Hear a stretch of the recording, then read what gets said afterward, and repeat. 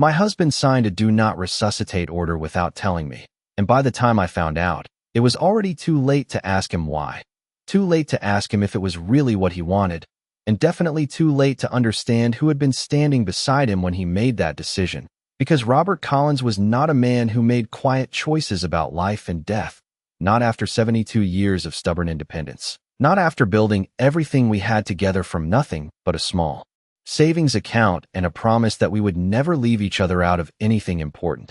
And yet there I was, standing in my own kitchen, hearing it for the first time from my son like it was just another update, like it didn't change everything I thought I knew about my marriage, about my family, about the last few days of my husband's life. He signed it himself, Mom, Daniel said, not looking at me, not really. His eyes fixed somewhere just over my shoulder, as if he didn't want to see. The moment landed, and I remember setting the coffee mug down very carefully because my hands had started to shake, not violently, just enough to make the porcelain tap softly against the counter, a small sound that seemed louder than anything else in that room. No, I said, quietly, because saying it any louder would have made it real. No, he wouldn't have done that without talking to me. And that's when Emily stepped forward, smooth and composed, her voice calm in a way that didn't match the weight of what she was saying. He didn't want to be a burden, she said, like she was explaining something reasonable, something kind, and I turned to look at her fully for the first time that morning.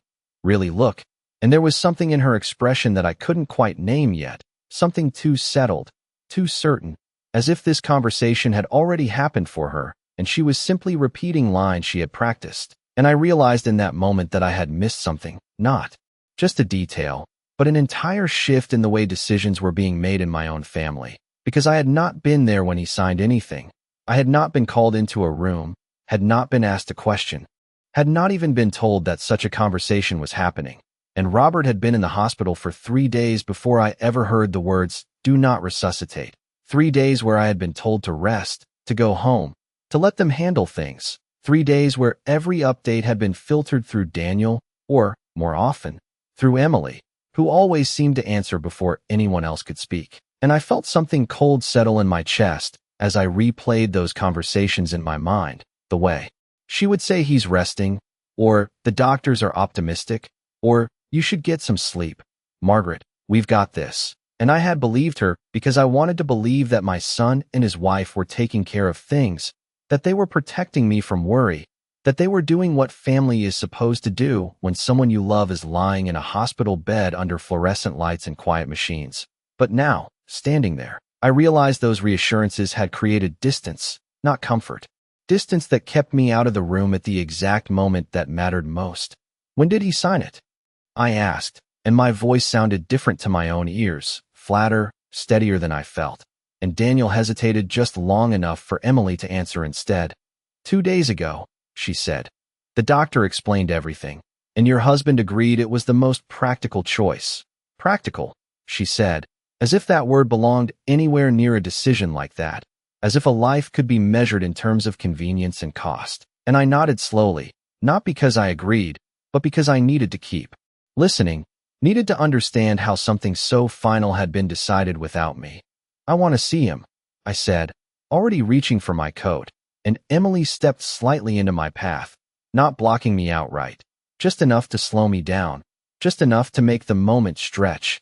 Visiting hours are limited today, she said gently. It might be better if you wait until this afternoon. And that was the second moment, the one that stayed with me later, because it was so small, so easy to overlook. But it didn't feel like concern, it felt like control, and I realized then that if I didn't go right now, I might miss something else, something I couldn't afford to miss. So I moved past her without arguing, without raising my voice, just a quiet step forward that said I was done waiting for permission. And the drive to the hospital felt longer than it should have. Every red light stretching into something unbearable, every minute replaying those same words in my head. He signed it himself. He didn't want to be a burden, practical choice. Phrases that didn't sound like Robert, didn't sound like the man who used to argue with the thermostat because he refused to waste heat. The man who fixed things instead of replacing them. The man who told me just last month that as long as we had each other, we had everything we needed. And when I finally reached the hospital, the building looked the same as it always had, clean and quiet, and completely indifferent to the fact that something inside had already changed, something I hadn't been there to witness. And as I walked down that long hallway toward his room, I realized that whatever I was about to find, whatever explanation they had prepared, it wasn't going to be enough, because for the first time in 40 years, my husband had made a decision that I didn't understand, and I had a feeling he hadn't made it alone.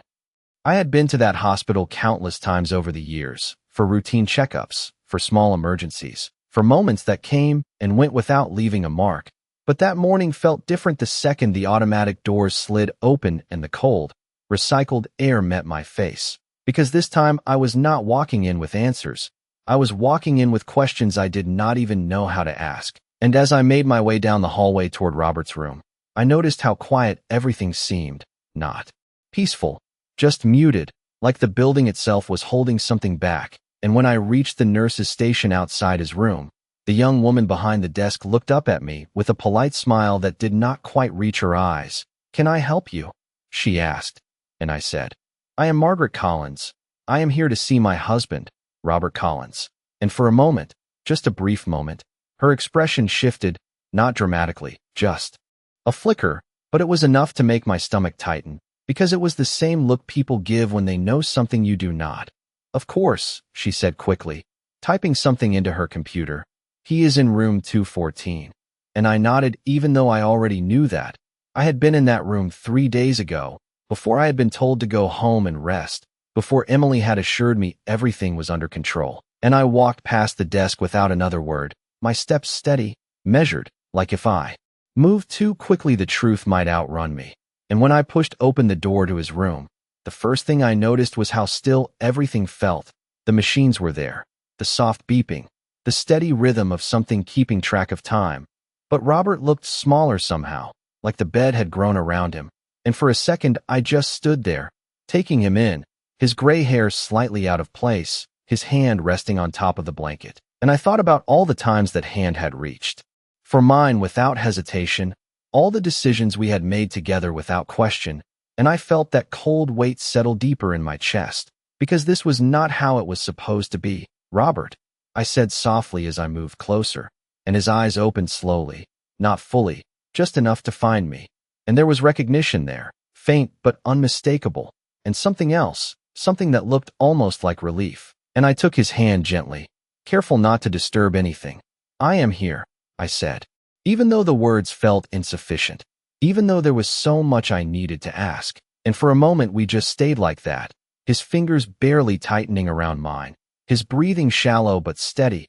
And I realized then that whatever conversation had happened about that document, whatever explanation had been given, I had not been part of it. And I leaned in slightly, lowering my voice as if the room itself might be listening. "Did you sign something, Robert?" I asked, keeping my tone calm, neutral, because I did not want to confuse him, did not want to lead him toward an answer that was not his own. And he blinked slowly, his gaze drifting for a second before returning to me.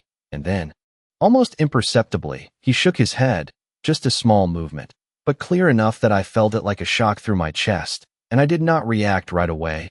I did not pull back or raise my voice or call for anyone, because in that moment I understood something important, something that would have been easy to lose if I let my emotions take over. This was not a misunderstanding.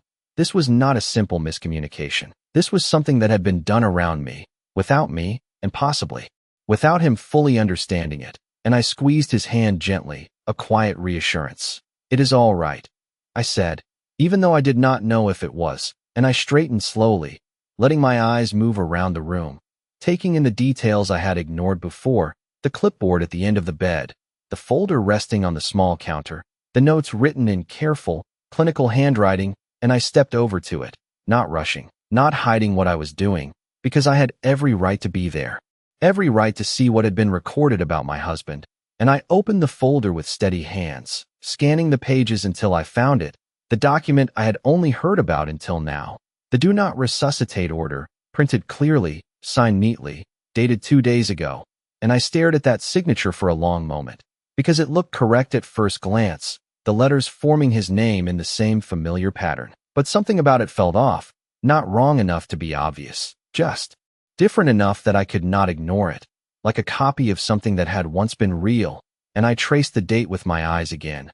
2 days ago, a day I had not been here, a day I had been told to rest, to trust that everything was being handled, and I felt a quiet clarity begin to form, not loud, not overwhelming, just a steady realization that settled into place piece by piece. And as I turned the page, I noticed another detail, a note from the attending physician indicating that the patient had been informed and had consented, but there was no mention of me, no record of a spouse being present, no indication that anyone had attempted to contact me, and that absence spoke louder than anything else in that file, because it was not an oversight, it was a choice, and I closed the folder carefully, placing it back exactly where I had found it, and when I turned back to Robert, he was watching me, his eyes slightly more focused now, as if he was trying to understand what I had just seen, and I walked back to his side, taking his hand again, and I leaned closer, my voice low and steady. "I am going to take care of this," I said,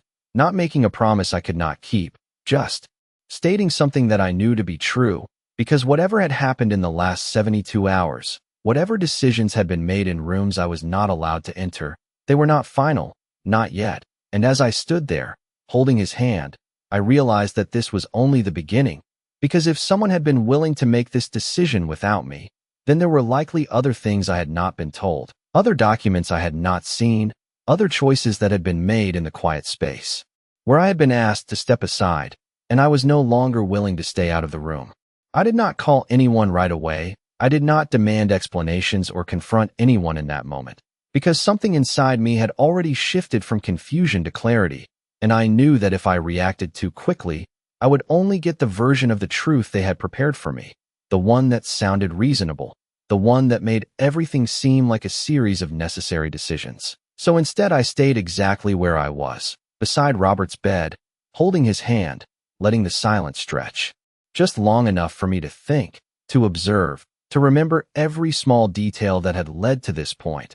And it was in that quiet that I started to notice things I had overlooked before, the way the call button had been placed just out of his reach, the way his water glass was half full but untouched, the way the blinds were drawn just enough to keep the room dim, even though it was late morning, and none of it was dramatic. None of it was obvious, but together it created a feeling I could not ignore, a feeling that this room had been managed, arranged in a way that kept him passive, dependent, and most importantly, silent, and I leaned closer again, lowering my voice so only he could hear me.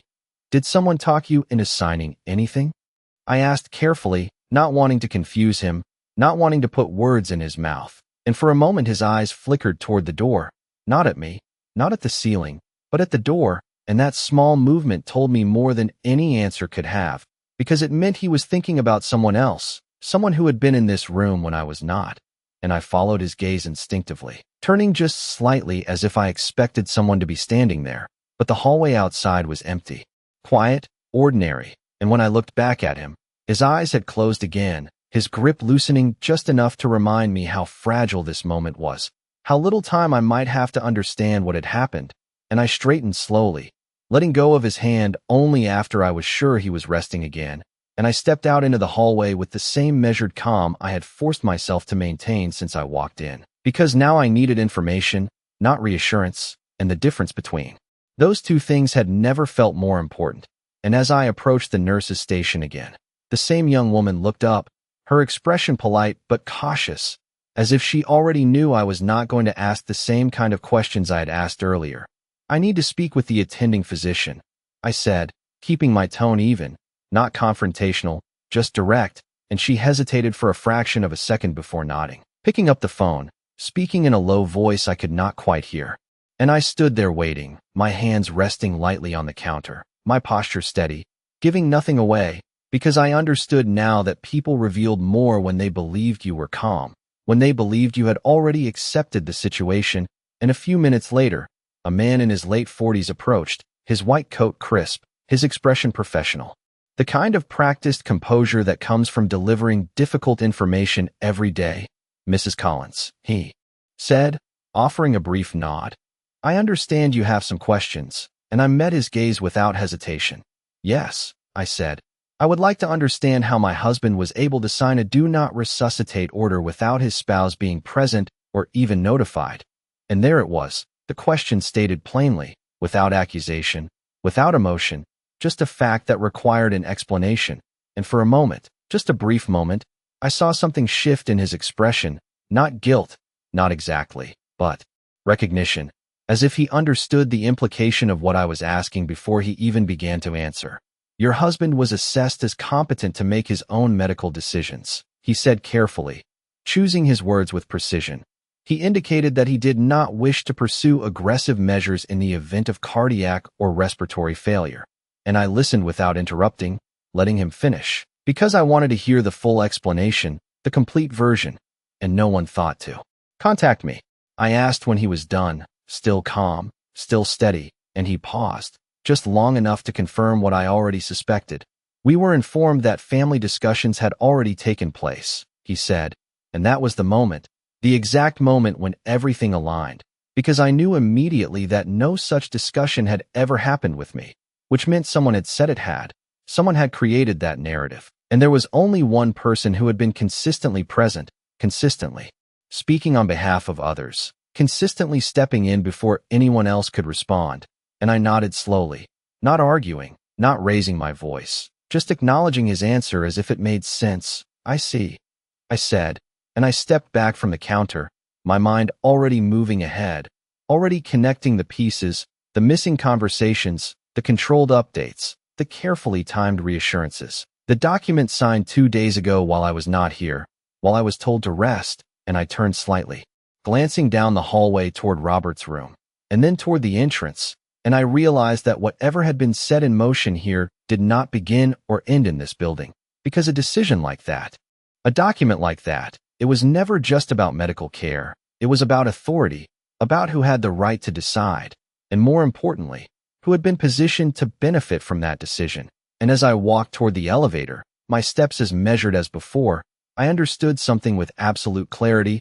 I had been removed from the process on purpose, not by accident, not by oversight, but by design. And if they had gone that far to keep me out of one decision, then there were likely others already made, other documents already signed, other changes already in motion, and I pressed the button for the elevator, watching the numbers above the door light up one by one. And I realized that the last 72 hours were not just about what had happened to Robert. They were about what had been happening around me, quietly, deliberately, while I was being asked to step aside. And I was no longer willing to do that. The drive home felt longer than it should have, not because of traffic or distance, but because every mile gave my thoughts more space to settle into something sharper, something less forgiving. And by the time I pulled into the driveway, I was no longer trying to understand what had happened. I was starting to understand why, and that difference changed everything. Because confusion keeps you still, but clarity makes you move. And as I stepped out of the car and looked at the house Robert and I had lived in for over 30 years, I realized that if decisions had been made without me in the hospital, then there was a very real possibility that changes had already been made here too. Changes I had not been told about, changes that would not announce themselves until it was too late. And I walked up to the front door with the same steady pace I had kept all morning, reaching into my purse for my keys. But when I tried to unlock the door, the key did not turn, not even slightly, and I paused, not reacting immediately, just trying it again, slower this time, more deliberate, but the result was the same. The lock resisted, unfamiliar, as if it no longer recognized something it had known for decades, and I stepped back slightly, looking at the handle at the door itself. And that was when I noticed it, the faint difference in the hardware, the subtle shine of something newer, something recently installed. And I felt that cold clarity deepen, not panic, not anger, just a quiet acknowledgement that what I had suspected was already unfolding. And I knocked, not loudly, just enough to be heard. And for a moment there was no response, only the distant sound of movement inside. And then the door opened, not fully, just enough for Emily to step into the frame, her expression composed, almost welcoming, as if nothing about this situation was unusual. "Margaret," she said gently, "you are back early." And I met her gaze without hesitation, taking in every detail of her posture, the way she stood slightly angled, blocking most of the doorway, the way her hand remained on the inside handle, ready to close it if needed. And I realized that this was not a conversation she had not anticipated. This was one she had been preparing for. "The lock has been changed," I said, not asking, just stating what was already obvious, and she nodded, as if confirming something routine. Yes, we had it replaced this morning, she replied, her tone even, measured. It was for security. And I let that word settle for a second. Security. As if I had ever been a threat to my own home. As if the person standing on the outside of that door was the one who needed to be kept out.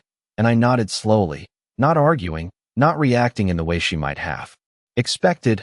I see, I said, and I shifted my weight slightly, not stepping back, not stepping forward, just holding my place. And for a moment neither of us spoke, the silence stretching between us in a way that felt deliberate, calculated, until she finally stepped aside just enough to allow me in. You can come in, of course, she added, as if extending a courtesy that had never been hers to grant. And I walked past her without a word, into the house that felt both familiar and subtly altered. At the same time, because while everything looked the same at first glance, the furniture, the photographs, the arrangement of things I had chosen years ago, there was a difference in the atmosphere, a tension, that had not been there before, like something had shifted beneath the surface, and I moved through the living room slowly, my eyes taking in details I had never needed to question before, until I reached the kitchen, where Daniel was standing near the counter, his phone in his hand, his expression tightening slightly when he saw me, not surprised, just uneasy, and I noticed immediately that the stack of mail that usually sat near the edge of the counter was gone, replaced by a single folder, neatly aligned, and I stopped a few feet away, keeping my distance, not because I needed to, but because I wanted to observe, to see how they reacted when I did not fill the silence with questions. We were going to call you, Daniel said after a moment, his voice careful, as if choosing each word before it left his mouth, and I looked at him, really looked at him, searching for the boy I had raised, the one who used to tell me everything without hesitation, and I realized that what I saw now was someone who had already made his decision, someone who was no longer waiting for my approval. About the lock? I asked, keeping my tone neutral, and he hesitated, just briefly, before nodding. About everything, he said, and that word lingered, heavier than the others, because it suggested a scope I had not yet fully uncovered, and I glanced toward the folder on the counter, not reaching for it, just acknowledging its presence. Then you should start explaining, I said quietly, and Emily stepped forward before he could respond, her voice calm, controlled. Margaret, we thought it would be better to organize things before overwhelming you with details, she said, and I almost smiled at that, not out of amusement, but because the pattern was becoming clearer with every sentence, the same structure, the same justification, decisions made first, explanations offered later, always framed as something done for my benefit, for my comfort, for my protection, and I nodded slowly, as if considering her words. You mean before informing me? I corrected gently, and she held my gaze, not defensive, not apologetic, just steady, and in that moment I understood that whatever had been set in motion was not accidental. It was intentional, planned with a level of confidence that suggested they believed it could not be undone, and I turned my attention back to the folder, stepping closer this time, reaching out and opening it without asking, because I no longer needed permission to see what concerned my own life. And as I began to read the first page, the careful language, the formal structure, the references to ownership and authorization, I felt that same quiet clarity settle into place, because this was not just about a document in a hospital room. This was about control, about who had the authority to decide what happened next. And as I lifted my eyes from the page to look at both of them, standing there waiting for my reaction, I realized something they had not accounted for. They expected confusion, maybe even distress, but they did not expect understanding, and they definitely did not expect resistance.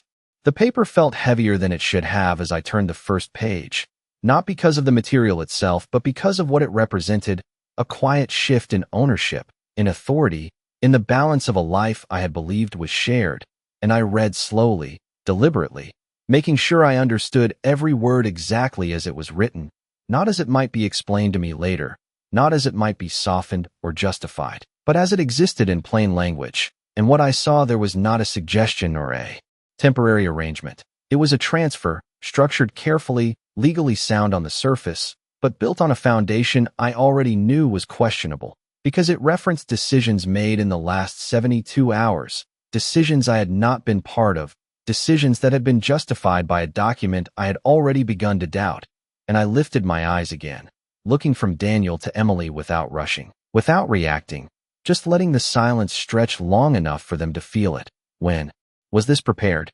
I asked, my voice steady, neutral, and Daniel shifted slightly, his grip tightening on his phone before he answered. It was finalized yesterday, he said, and that confirmed what I had already suspected. The timing aligned too perfectly with everything else: the hospital visit, the document, the absence of any conversation with me.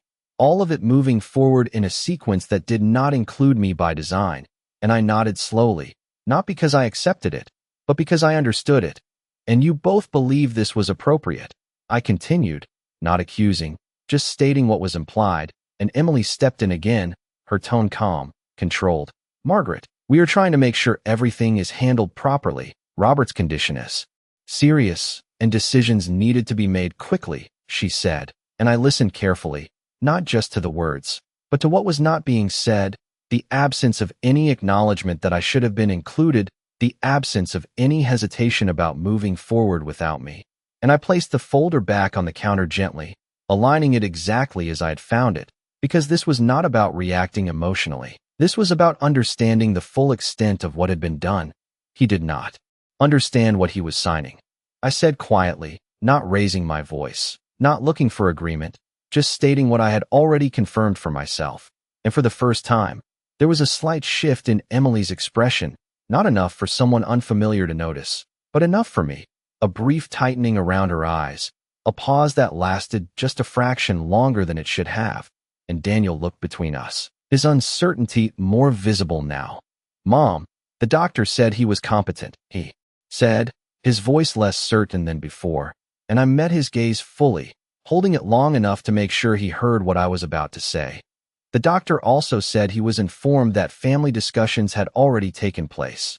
I replied, keeping my tone even.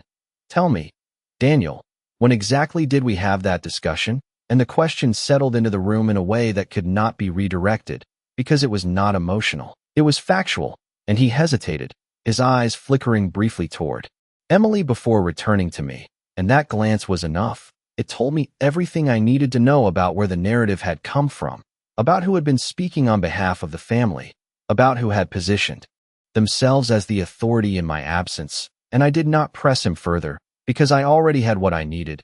Instead, I shifted my attention back to the folder, opening it again, this time turning to the second page, where the details became more specific, references to account access, to authorization changes, to responsibilities being reassigned, and I felt that quiet clarity deepen, because this was not a single decision. This was a sequence, a series of steps designed to move control from one place to another, all justified by a moment that I now knew had been manipulated.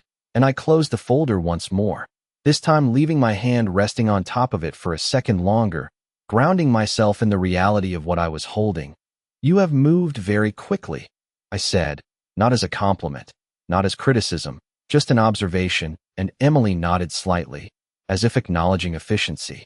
We did what was necessary, she replied, and I looked at her, really looked at her, taking in the confidence in her posture, the certainty in her tone, the way she held herself as if everything was already settled, already decided, and I realized then that she believed this was finished, that whatever had been set in motion could not be undone, and that belief was the one thing she had miscalculated, because she had assumed that my absence meant my consent, that my silence meant my agreement, and that was not something I was going to correct with an argument, not in this room, not in this moment. I understand, I said simply, stepping back from the counter, and both of them seemed to relax slightly, just enough to reveal that they had been expecting resistance, expecting emotion, expecting something they could respond to, something they could manage, and instead they were given nothing but calm, nothing but acknowledgement, and that was something they did not know how to handle, and I turned toward the hallway, moving past them without hesitation,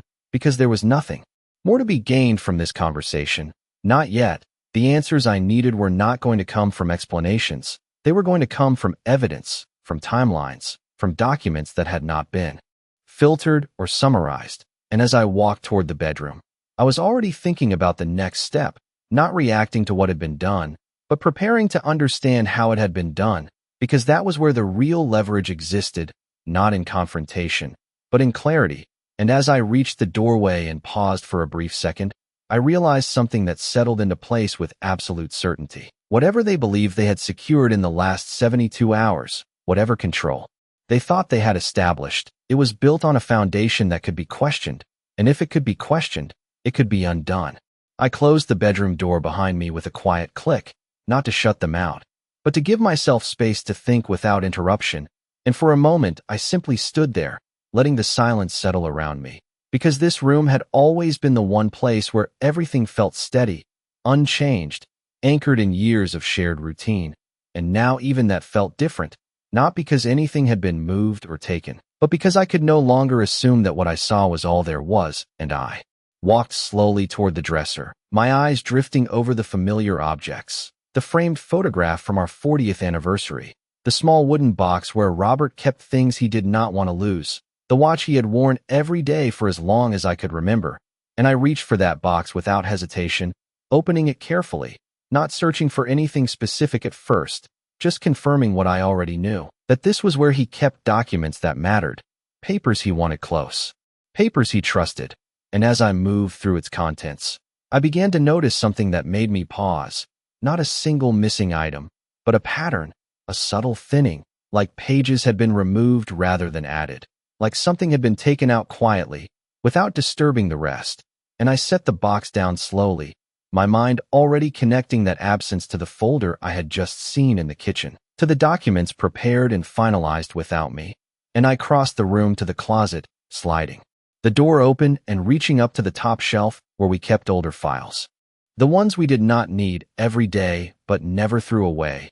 And as I pulled down the small storage container and opened it, I found what I was looking for, not because I knew it would be there, but because I knew it should have been: copies of previous signatures, older agreements, documents Robert had signed over the years, and I flipped through them carefully, comparing the handwriting, the shape of each letter, the pressure of the pen, and the difference became clearer the longer I looked.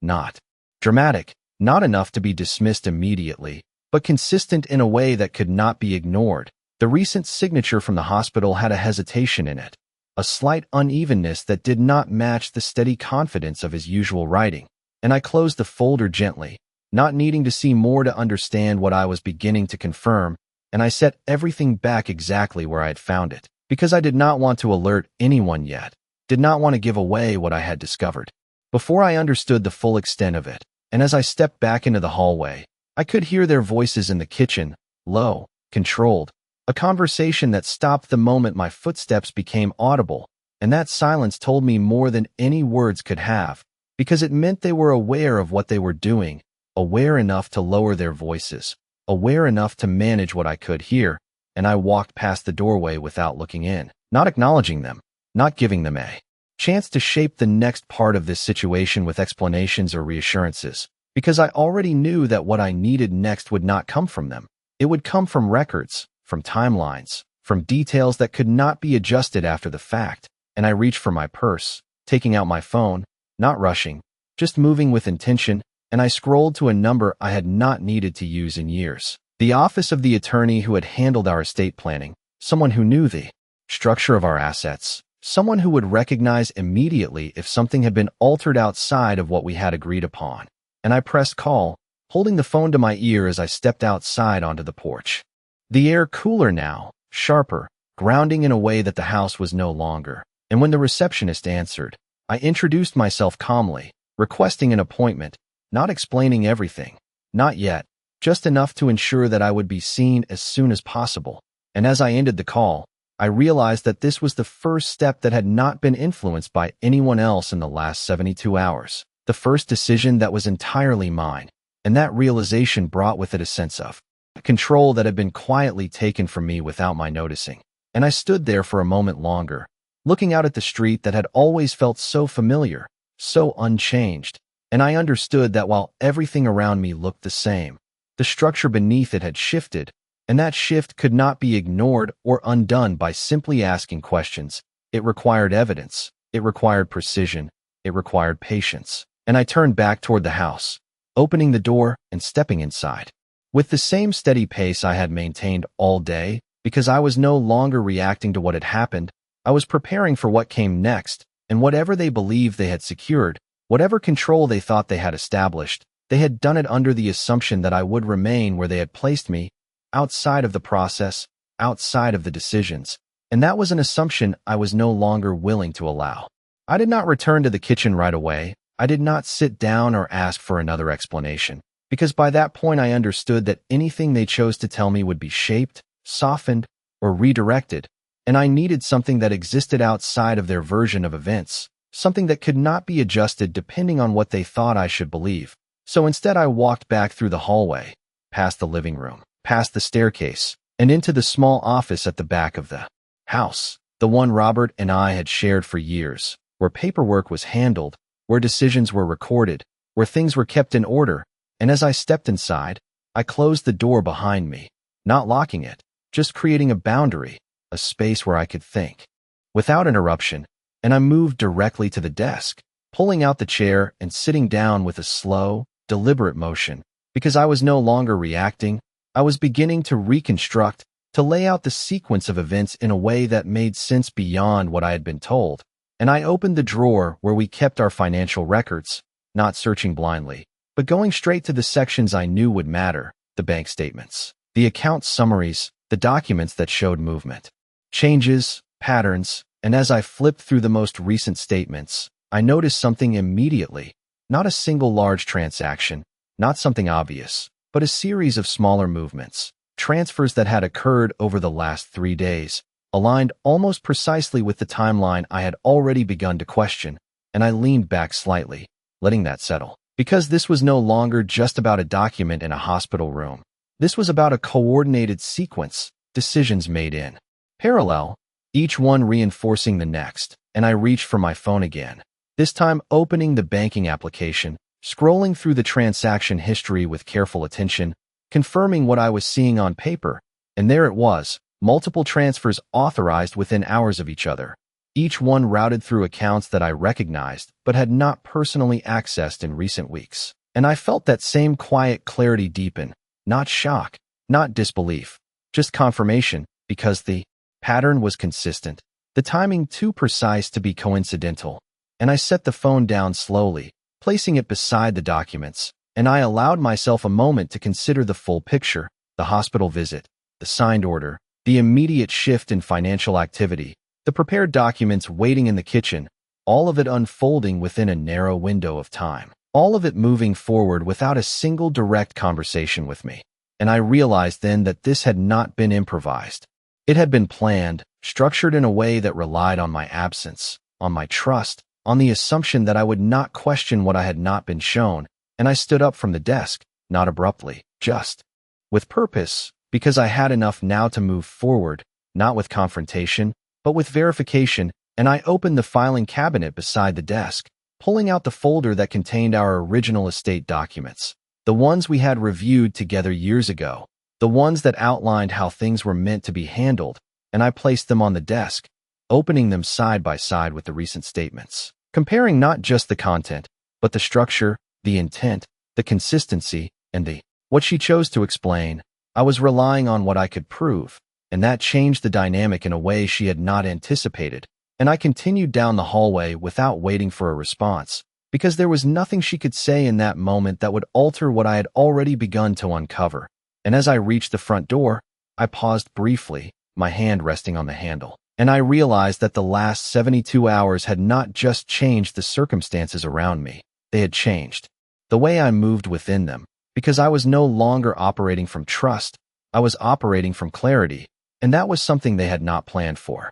I did not explain where I was going when I stepped out of the house, and no one asked, which told me more than any question could have, because if they believed everything was already settled, then my movements no longer mattered to them. And that assumption worked in my favor, so I drove without rushing, following a route I had taken many times before, but this time with a different purpose. Because I was no longer maintaining what we had built, I was verifying whether it still existed in the way we had intended. And when I arrived at the bank, I paused for a moment before getting out of the car, not because I was uncertain, but because I understood that what I was about to confirm would define everything that came next, and I stepped inside. The familiar environment unchanged, the quiet hum of conversation, the steady rhythm of transactions being processed, and I approached the counter with the same calm presence I had maintained all day, giving my name, requesting access to our accounts, and the teller nodded politely, pulling up the information on her screen, her expression neutral at first, but then shifting slightly as she reviewed the recent activity, and I noticed that change immediately, not dramatic, just a subtle tightening, a hesitation before she spoke. "Mrs. Collins, there have been several recent updates to the account," she said carefully, and I nodded, not surprised, just acknowledging what I had already begun to see. "I would like a full summary," I replied, keeping my tone steady, and she printed the documents without question, handing them to me with a polite explanation of the transactions. But I did not need her interpretation. I needed the record, the sequence, the confirmation, and I stepped aside to review the pages, scanning each line with deliberate focus. And there it was, the pattern I had already identified at home, now expanded, detailed, undeniable, funds transferred, authorizations changed, access modified, all within the same narrow window of time, all aligned with the hospital timeline. And I felt that same clarity settle deeper, not anger, not shock, just certainty, because this was no longer a question of whether something had been done, it was a matter of how it had been structured. And as I continued reading, I found the detail that confirmed everything: a newly added authorized user, a name I already expected to see before I even reached it, Emily Collins. Granted access within hours of the document being signed, and I lowered the pages slightly, taking a slow breath, not reacting outwardly, just allowing the full weight of that sequence to settle into place, because it meant that the medical decision and the financial changes were not separate events. They were connected, part of the same plan, and I returned to the counter, placing the documents down carefully. "When was this authorization processed?" I asked, and the teller checked the system, confirming the exact time, a timestamp that matched the hospital record almost precisely, and I nodded once more, not needing further explanation, because the alignment was too exact to be dismissed, and I requested copies of everything, every transaction, every authorization, every change made in the last week, and she complied without hesitation, printing the full set of records, and I gathered them into a single folder, holding them with the same steady grip I had maintained all day, because this was not about collecting evidence in a dramatic sense. It was about assembling a timeline that spoke for itself. And as I turned to leave, I noticed my reflection briefly in the glass near the exit, and I saw something different there. Not the uncertainty I had felt that morning, not the quiet confusion that had followed me into the hospital, but something more defined, more controlled, because I was no longer trying to understand what had happened. I was confirming it, piece by piece. And as I stepped back outside into the late afternoon light, I realized that whatever they believed they had secured in the last 72 hours was built on a sequence that could be traced, and anything that could be traced could be challenged. And I returned to the car without hesitation, placing the folder carefully on the passenger seat, not rushing, not reacting, just moving forward with a clear understanding of what needed to be done next.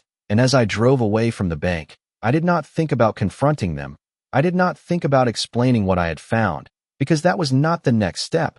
The next step was verification from someone who understood the structure of these changes, someone who could interpret not just the transactions, but the legality behind them. And I reached for my phone again, dialing the attorney's office, confirming my appointment, ensuring that I would be seen before the end of the day, because timing mattered now more than ever.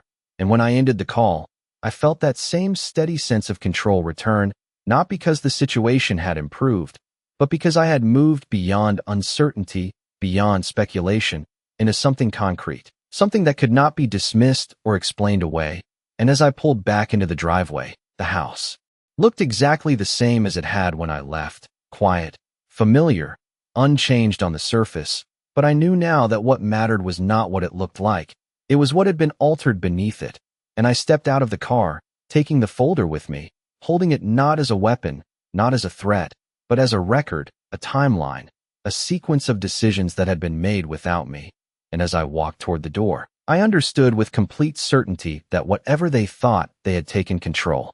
of. They had done so under the assumption that no one would question the order in which it happened, and that was the one thing they had misjudged, because I was no longer looking at individual actions, I was looking at the pattern, and the pattern told a very different story. I did not go inside right away when I returned home, even though the house was only a few steps away, because I needed a moment to let everything settle into something precise, something that could not be dismissed as suspicion or emotion, and I stood there by the car with the folder in my hand, looking at the front door that had been locked to me just hours ago, and I realized how much had changed in such a short time, not just in what had been done, but in how I now understood it, because earlier that day I had been reacting to isolated moments, a sentence at the dinner table, a document in a hospital room, a lock that no longer turned, but now those moments had aligned into a single sequence, one that began the moment I was asked to step away and trust that everything was being handled, and I walked up to the door again, not hesitating this time, because I was no longer trying to be let in. I was returning to something that had always been mine, and when I opened it, Emily was already standing in the hallway, as if she had been listening for the sound of the car, her posture composed, her expression calm. But there was something different now, something less certain, because she could see the folder in my hand. She could see that I had not come back empty, and I stepped inside without waiting for her to speak, closing the door behind me with a quiet, deliberate motion, and Daniel was in the living room, his phone no longer in his hand, his attention fully on me now, as if he understood that whatever came next would not be something he could avoid, and I moved past them both, into the kitchen, placing the folder on the counter in the same spot where their documents had been earlier, not pushing it toward them, not opening it immediately, just letting it sit there between us, a presence that did not need to be explained, and for a moment no one spoke, because they were waiting for me to react, to accuse, to demand, something they could respond to, something they could manage, and when I finally spoke, my voice was calm, steady, the same tone I had used all day. The bank confirmed everything. I said simply, and I saw it then, the brief flicker in Daniel's expression, the tightening in Emily's posture, not panic, not yet, but awareness, because confirmation was not something they could redirect. It was not something that could be explained away as misunderstanding, and I opened the folder slowly, turning it so that the pages faced them, not as a confrontation, but as a statement, a sequence of facts laid out in order, and I let my finger rest lightly on the first line, the timestamp, the authorization, the name added to the account. This was processed within the same hour as the hospital document. I continued, not raising my voice, not emphasizing the words, just stating them as they were, and Daniel looked down at the page, his eyes scanning the details, and for the first time since this began, he looked uncertain, not defensive, not dismissive, just unsure, and that hesitation told me something important, because it meant he had not seen the full sequence either. He had not connected the timing, the alignment, the structure, and I turned the page, showing the next set of transactions, the transfers that followed, each one building on the last, each one reinforcing the shift that had been set in motion. This is not a single decision, I said quietly. This is a sequence, and Emily stepped forward then, her voice still controlled, but tighter now. Margaret, these were necessary adjustments. Robert's condition required us to act quickly, she said, and I looked at her, not interrupting, letting her finish, because I wanted to hear how she framed it, how she justified the pattern that was now visible in front of all of us. And when she stopped, I nodded slightly, acknowledging her words without agreeing with them. You acted quickly, I said, but not transparently, and the distinction settled into the room in a way that could not be ignored, because speed could be justified. Urgency could be explained, but the absence of transparency, the deliberate exclusion of someone who should have been present, that was something else entirely. And Daniel looked up at me then, his voice quieter, less certain than before. Mom, we thought it was the best way to handle things, he said, and I held his gaze for a moment, not with anger, not with disappointment, just with clarity. You thought, I replied, but you did not verify, and I closed the folder gently, not needing to show more, because the point had already been made, the pattern had already been established, and I rested my hand on top of it, grounding myself in the facts rather than the reactions around me. I have an appointment with the attorney this afternoon, I said, not as a threat, not as an ultimatum, just as the next step in a process that had already begun. And there was a pause, a longer one this time, because that was not something they had anticipated, not something they could immediately respond to. And I saw it then, the first real shift in Emily's composure, a subtle change in her expression, the realization that this was no longer contained within the house, that it was moving beyond the structure she had managed so carefully over the last 72 hours. And I picked up the folder again, not rushing, not dramatic, just moving forward. And as I turned toward the hallway, I understood something with complete certainty. Whatever they believed they had secured, whatever control they thought they had established, it was already beginning to unravel, not because I had confronted them, but because I had connected the sequence. And once a sequence is understood, it can no longer be hidden. I did not look back at them as I walked down the hallway, not because I was avoiding the situation, but because I understood that anything left unsaid in that moment carried more weight than anything I could have added. And by the time I reached the front door again, I had already shifted into something else entirely, something quieter, more deliberate, because I was no longer responding to what had happened. I was preparing to define what would happen next, and the drive to the attorney's office felt different from the drive to the hospital or the bank, because this time I was not searching for answers, I was bringing them with me. And when I arrived, I stepped inside with the same steady composure I had maintained all day, giving my name at the front desk. And within minutes, I was led into a familiar office, one I had not visited in years, but one that still felt grounded in something reliable, something structured. And when Mr. Harris walked in, his expression shifted the moment he saw the folder in my hands. Not alarmed, not surprised, just attentive, because he understood that I would not be there without reason. And I did not waste time with introductions or explanations.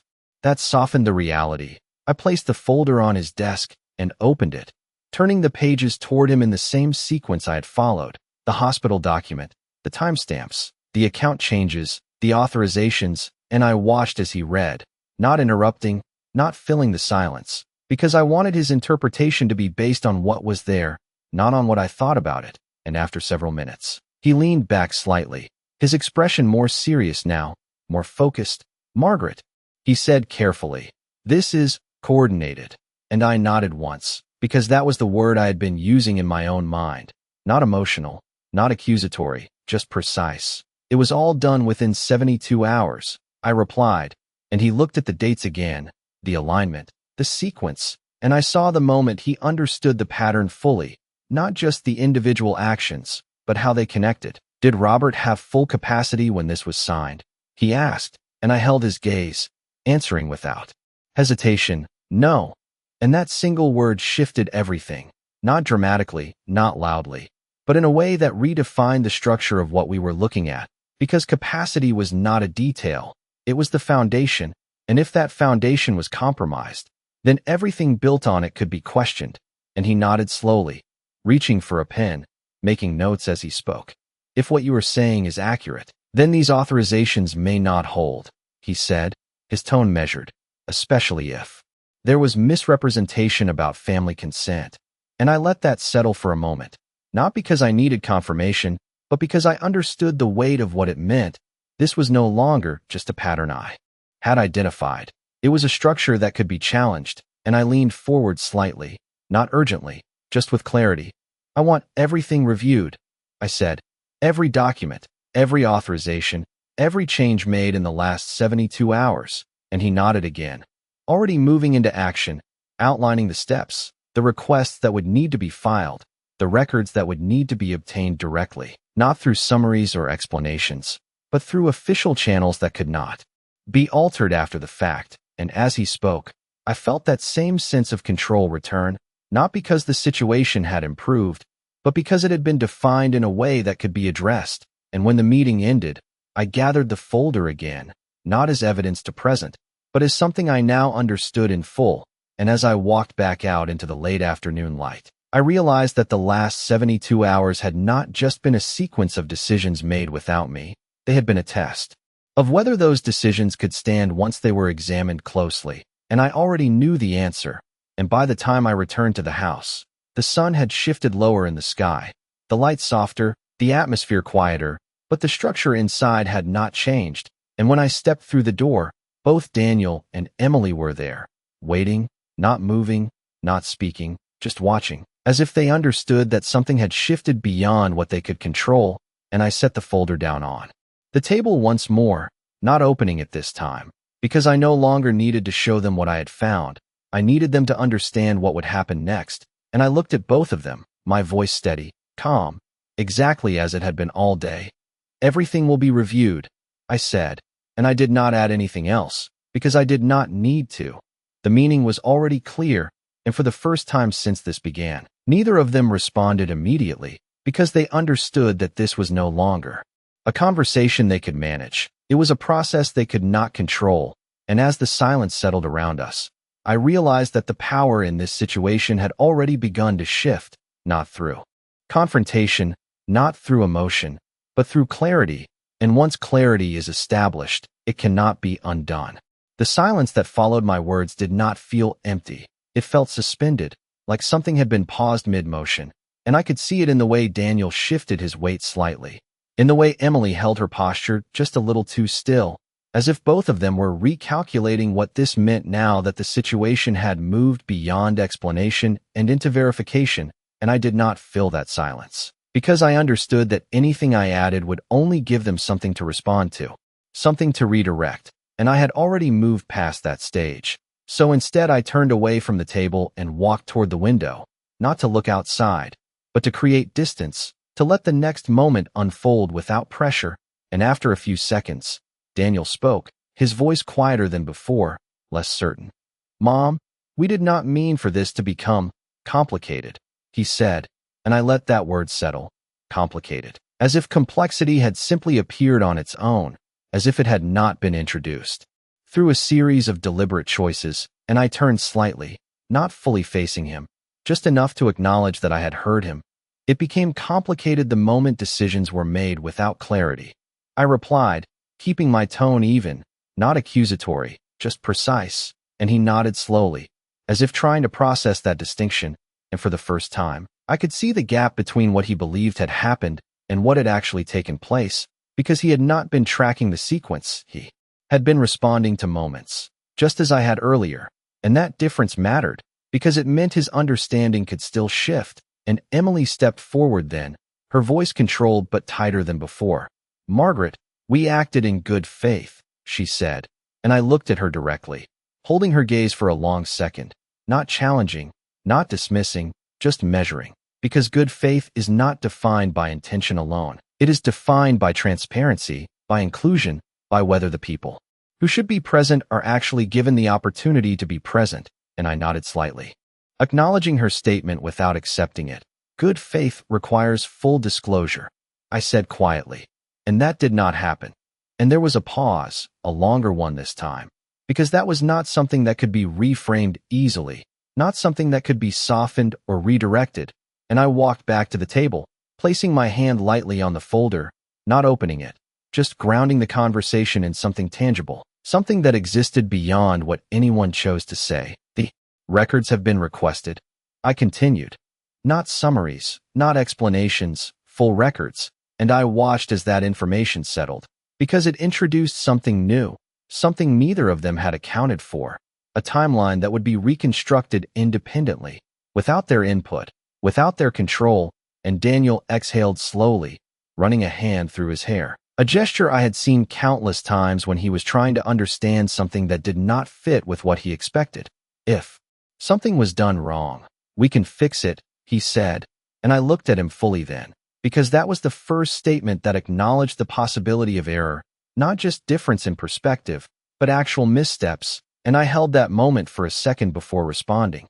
"If something was done without proper authority, it will be corrected," I said, choosing my words carefully, because this was no longer about intention. It was about structure, about what had been allowed to move forward, and whether it had the foundation to remain in place. And Emily did not speak this time, but I could see the shift in her expression, the realization that this was no longer a matter of managing perception. It was a matter of defending actions against documentation, and that was not something that could be controlled through tone or timing. And I stepped back slightly from the table, giving the space room to settle again, because I did not need to press further. The direction had already been established, and after a few moments, I turned toward the hallway once more, not to leave the conversation, but to end this part of it, because anything else said now would only repeat what had already been made clear, and as I walked away, I could feel the shift behind me, not dramatic, not immediate, but real, because they understood now that the sequence they had relied on was being examined in full, not in pieces, not in isolation, but as a connected structure, and once a structure is seen clearly, it cannot be defended the same way, and I moved through the house with the same steady pace, not rushing, not hesitating, because I was no longer navigating uncertainty, I was moving within clarity. And as I reached the bedroom door and paused for a brief moment, I realized that whatever had been set in motion over the last 72 hours was no longer moving forward unchecked. It had been interrupted, not by confrontation, but by understanding, and that was something far more difficult to undo. I did not sleep much that night, not because I was restless or overwhelmed, but because my mind had settled into something too precise to ignore, every detail from the last 72 hours aligning into a structure that no longer felt uncertain, and I lay there in the quiet of the bedroom, the same room where Robert and I had spent decades building a life that had always been based on shared decisions, shared understanding. And I realized how carefully that foundation had been bypassed, not broken in a single moment, but redirected step by step, each action small enough to seem reasonable on its own, but together forming something that could not be dismissed as coincidence. And when morning came, I moved through the house with the same steady pace I had maintained since the first moment I understood what was happening, not rushing, not hesitating, just continuing forward, and Daniel was already in the kitchen, his posture different now, less certain, less composed, and Emily stood near the window, her expression controlled but quieter, as if the confidence she had carried the day before had begun to shift into something more cautious, and I did not greet them with questions or accusations, because that was no longer necessary. Instead, I placed a single envelope on the table, not opening it, not explaining it immediately, just letting it sit there between us, and Daniel looked at it first, then at me. "What is that?" he asked, his voice careful, and I met his gaze, holding it for a moment before answering. "That is confirmation," I said simply, and I opened the envelope, sliding the documents out with deliberate precision, placing them flat on the table. And these were not the same pages I had shown them before. These were official responses, formal records obtained through the attorney, documents that outlined not just what had been done, but how it would be evaluated under review. And I let the first page rest where they could see it, the language clear, structured, and unambiguous, noting the lack of verified capacity at the time of signature, the absence of documented spousal notification, the misrepresentation of family consent, and I watched as Daniel read, his eyes moving slowly across the lines, his expression shifting from uncertainty to something heavier, something closer to understanding. And Emily remained still, her gaze fixed on the page but her posture unchanged, as if she was trying to hold her composure in place even as the structure around it began to shift. "This means the authorizations are under review," I continued, my voice calm, steady, "and any actions taken based on them may not stand." And there was no emphasis in my tone, no need for it, because the weight of those words did not require reinforcement, and Daniel exhaled slowly, setting the paper down, his hand lingering on it for a moment as if trying to process what it represented. "So what happens now?" he asked, and I answered without hesitation, because by that point, the next steps were no longer uncertain. "Now everything is examined properly," I said, "not based on assumption, not based on urgency, but based on what is valid." And I saw it then, the moment when he understood that this was not about winning or losing, not about control or reaction, but about restoring a structure that had been altered without the necessary foundation. And Emily finally spoke, her voice quieter than before, more measured. "Margaret, we did what we thought was necessary," she said, and I looked at her for a long second, not dismissing her words, but placing them within the context they now belonged to. "You acted without full authority," I replied, "and that is what will be reviewed." And I did not say anything more, because there was nothing left to clarify.